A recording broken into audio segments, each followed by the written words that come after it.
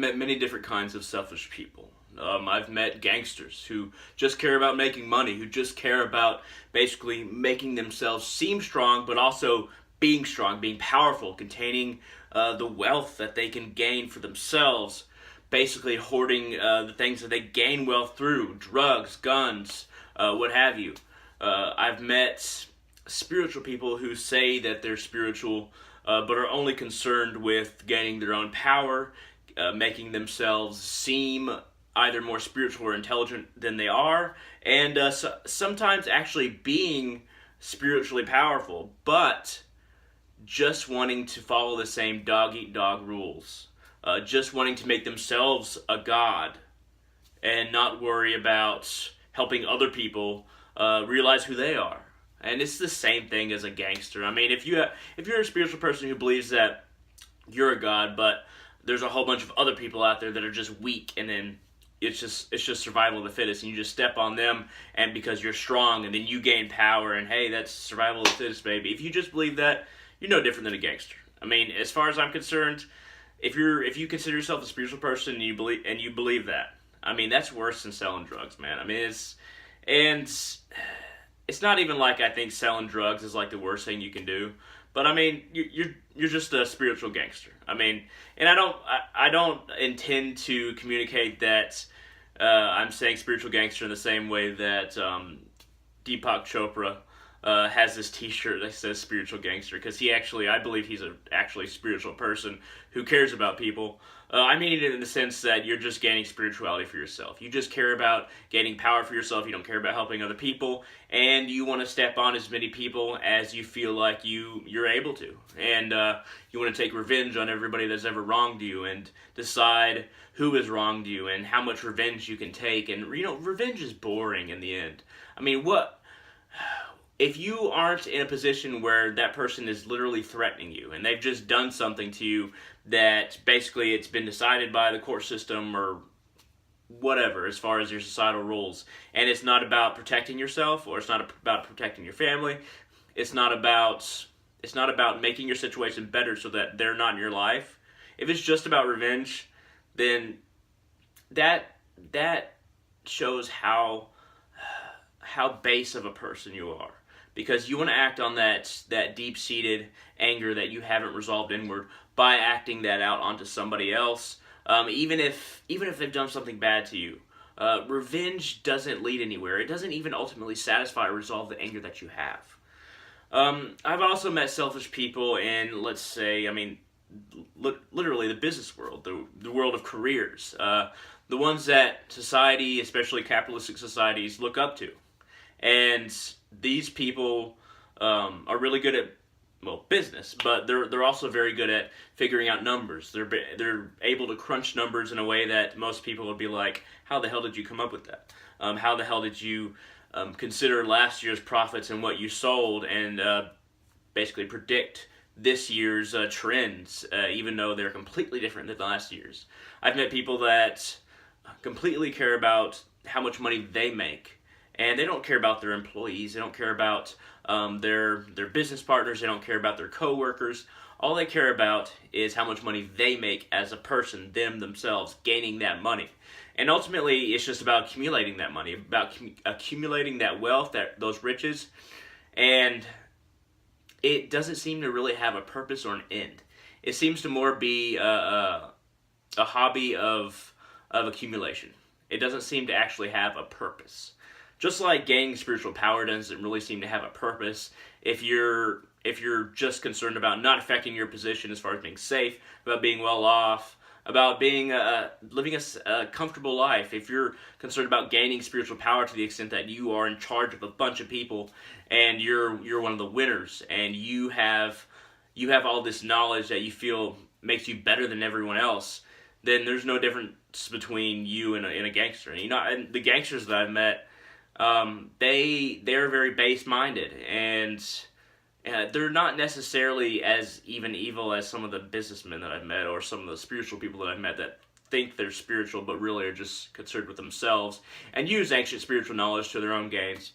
The gangsters that I've met, I've felt sorry for more than anybody. I mean, a lot of what they do is terrible and wrong, and the ones that I've met, I mean, were more drug dealers and things of that nature than other kind of gangsters. I mean, but regardless, I've met a lot of different selfish people.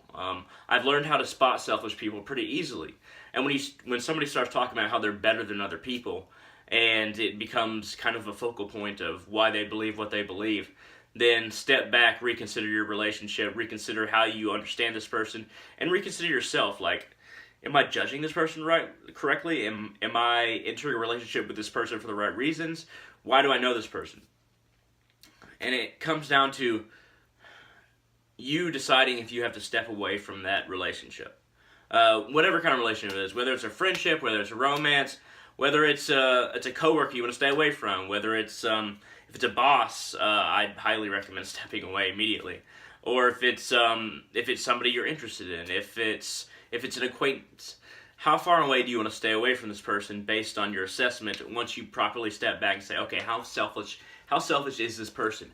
How much are they interested with themselves, and what do they want to take from me? If they're so interested in themselves, then obviously they'll want something from me. And what is that they want?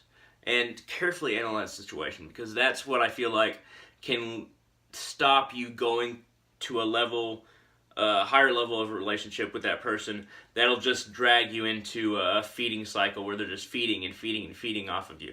No matter what realm of influence we're talking about, spiritually, financially, socially, crime-oriented, there's all selfish people feed. They feed off of other people, and they just are concerned with their own power. And, a lot of them say, okay, I just got to do right for me and my family. I just got to get as much for me and mine as possible. And, that's not as selfish as just focusing on one person. But ultimately, if you're just focusing on gaining something for you and the people that you know or your family, and you're like, forget about the rest of the human race, then you're still selfish. I mean, you're still selfish, and maybe not as bad as somebody just focusing on themselves, but almost as bad. No matter whatever realm of influence we're talking about.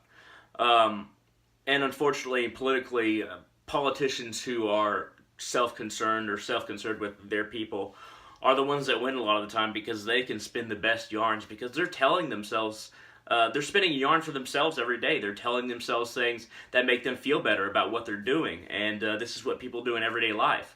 The people who can tell themselves that they're doing right, or they're doing what they have to do because it's a dog-eat-dog world or survival of the fittest, the people who can spin the best yarns are the ones who can really spin them for other people. And you don't even have to be that intelligent. You just have to be really good at lying to yourself.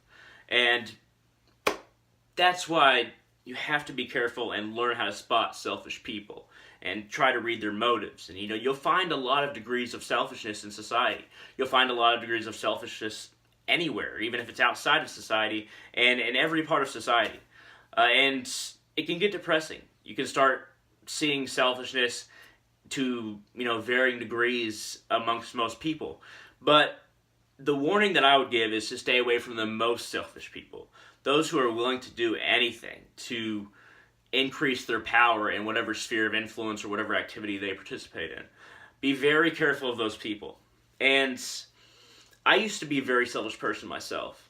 When I was a teenager, I just cared about getting high, getting messed up, getting as much money as I can to both get high and to feel more powerful, getting guns. And when it came down to it, it didn't make me happy.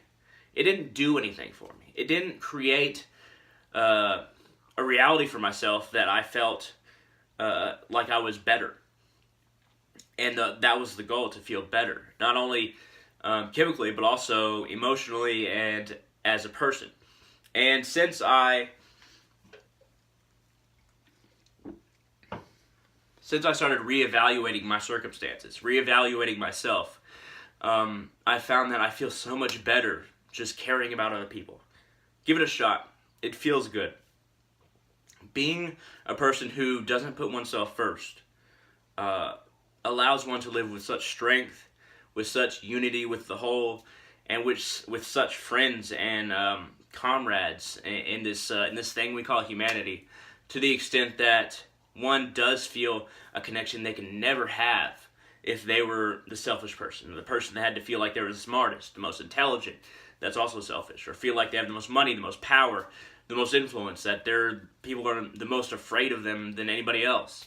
When you feel a connection with people, and when you maintain that connection and increase it, that's where a stability of emotions, of contentment, and of personhood, identity, becomes like a light inside of you that feels warm, emanates throughout your entire, this is a metaphor, and your entire mind, your entire existence, and that light fills you with purpose. And when that purpose is met every day, when you try to fulfill that purpose, that light just grows and it feels better and better.